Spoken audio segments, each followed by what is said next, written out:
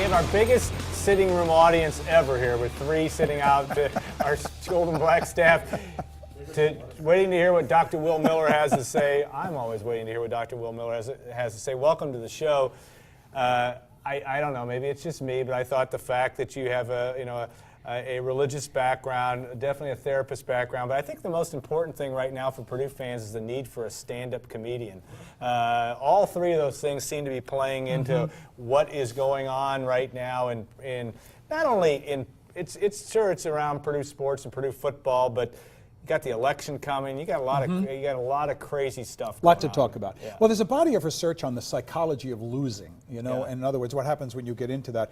The thing that strikes me, and my perspective here, I think, is interesting compared to your experts and expert journalists who look at these. What I take away is how flummoxed you all seem to be. That in terms of other teams that are winning or losing, you have point of analysis where you can come in and point to why this is happening, why it's not happening, why they're winning, why they're losing. Everyone seems to be which clearly seems to me that there's something going on between the collective ears of this team and in this program. I mean, as a fan, it strikes me that I can't imagine how many thousands of variables are involved in managing a Big Ten football team. Yeah. And overseeing that and kind of the pyramid of leadership and the psychological, you think about Penn State and how well they're doing. Maybe I'm not really surprised, given how shockingly pummeled they were as a program, as a university, that it compelled a reactive, rallying by those kids to come back with the new, and what the research shows actually, and when you have losing some kind of trauma. Yeah. It's not just venting emotion that helps. That doesn't really do anything. It's talking about your experience, why it is. And what I would be interested in is, behind the curtain in this program, how much opportunity are they giving the kids, not to talk to the public or the fans, that's a whole other thing, it's a whole other beast, but to talk among themselves and with their coaches, to express their own frustration about losing and what this feels like. Because unless you do that, you talk about your experiences that are painful or difficult, you don't have a point to go from there forward. And I don't know what they're doing, but I would be curious about what the talk is inside. Because sometimes you hear, no, we're going to just suck it up and keep winning and whatever. I mean, to deny reality is not a helpful way to turn something around that has a psychological dimension to it. Well, we know they had a team meeting on Sunday, and what the results of that, and maybe some of that information will leak out depending on how tomorrow goes in terms of what impact it has. I suppose if the Boilermakers play fabulously well tomorrow, that well, as team Kyle will and Stacey were saying, I mean, there's a skitsiness to this. I mean, I watched that Ohio State game, and despite the painful, ending in the loss, good heavens, the way they played was completely other than how they've shown themselves in these other games, which, again, makes you wonder what's going on from the neck up. Yeah. You talk about one thing that this team and a lot of programs talk about, and the way the world is today, about social media, is that need to, the bunker mentality. Certainly Purdue is not the only one that tries to keep its story, keep its message on its own terms. But the fact of staying positive, and coaches always talk about it. It's not just Danny Hope that says that, though Danny Hope certainly it's been a big part of his oral repertoire, I guess, in terms of talking to folks. But what do you see as that, and why do you think that is such a big thing among these Generation Y folks? This may sound a little off, but the definition of neurosis is your inability to keep your mind in the present moment. Yeah. You tend to drift back, ruminating about past experiences or worry about the future. When you don't have your focus on the present moment of what you can do, you are vulnerable to voices or impulses or input.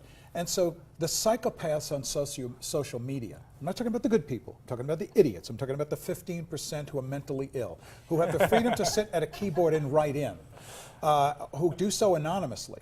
And we know, I mean, it's just a factor that social media like Twitter and Facebook, Twitter especially, disinhibit emotion. In other words, what I'll say to you in person, face to face, is different than what I feel brave enough to type. In 140 characters. That's right. Yeah. And so you're really talking about a lot of voices that come and penetrate to these individual, remarkable young kids, remarkable athletes, remarkable players, remarkable coaches, remarkable individuals.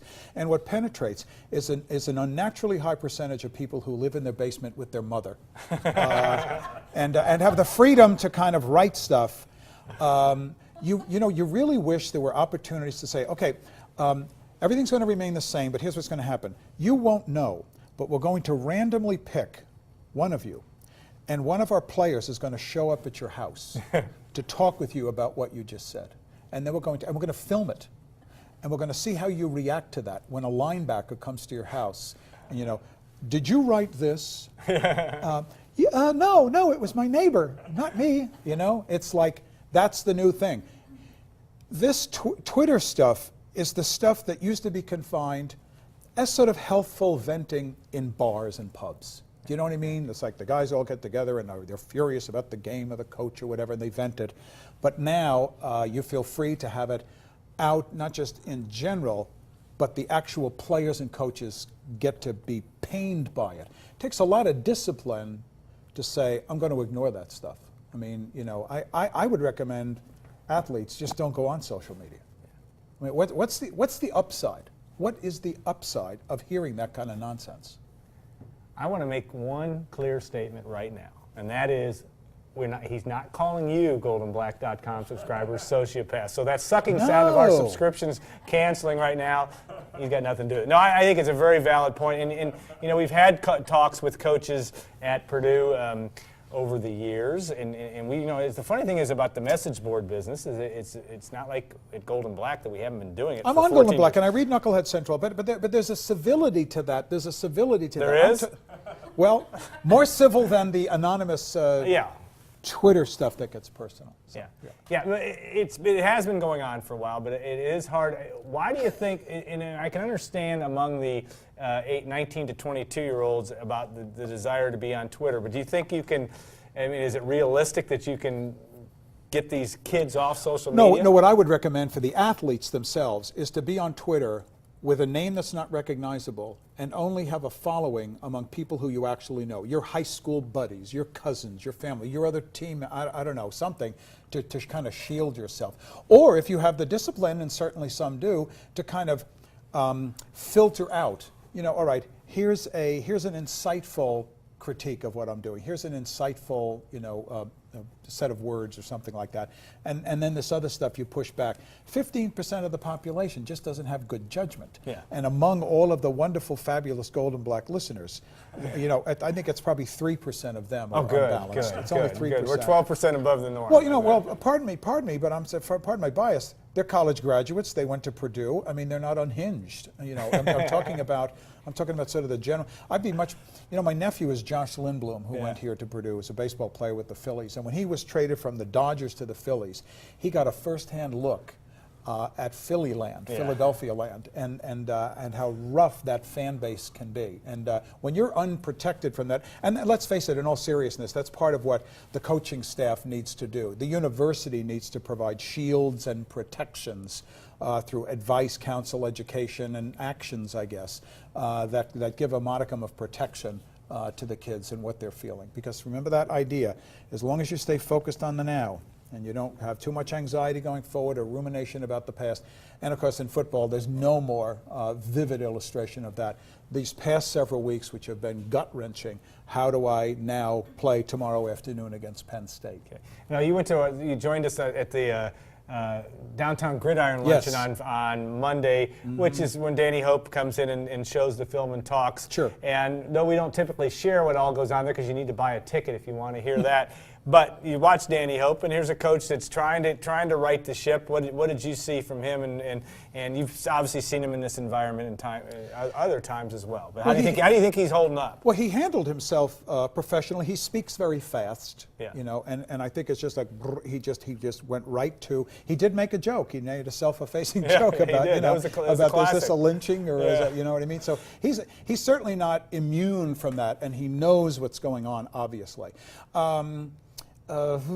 It's hard to say. I mean, I don't know what his talk is behind the curtain with the team and the others, but he's composing himself as if, really, I mean, what can you do? I mean, there's what you can control and there's what you can't control. And the story of this year seems to be that there's a lack of control given how erratic it's been. Again, I would point to like the performance at Ohio State, the ending aside, compared to the other, and you don't know who's going to show up, as the folks just said.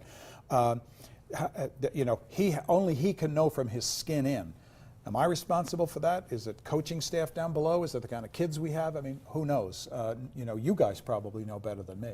But he's presenting himself. I mean, he wasn't like weeping or sucking his thumb. I mean, he seemed composed and he was, you know, handling himself professionally. So. I don't think we're ever going to live long enough to see him do that. Well, but you never know, though. You never know. You never know. I know I could be in that position before long. You have.